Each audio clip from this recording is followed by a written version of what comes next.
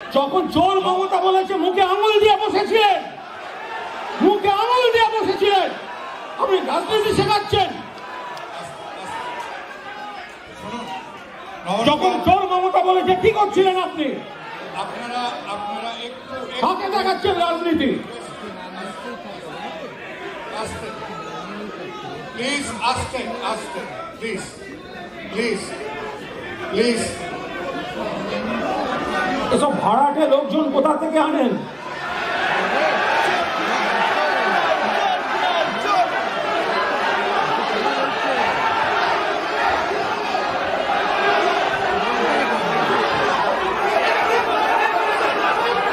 মাননীয় দর্শকদের কাছে আমি বিনীতভাবে অনুরোধ করছি, আজকে প্লিজ প্লিজ বক্তার বক্তব্য, আজকে আমাদের যারা এখানে বক্তা হিসেবে রয়েছেন প্রত্যেকে সম্মাননীয় বক্তা, তাদের প্রত্যেকের বক্তব্যে পেশ করার তাদের অধিকার আছে।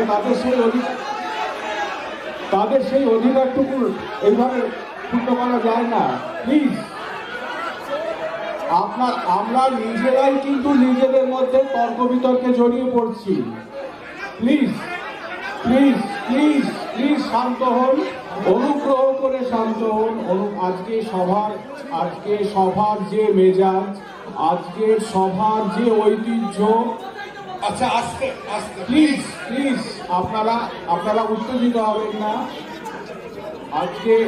আজকে দেশ পত্রিকার ঐতিহ্যের কথা মনে করে, হ্যাঁ সেটা শেষ করতে দিন, শেষ করতে দিন।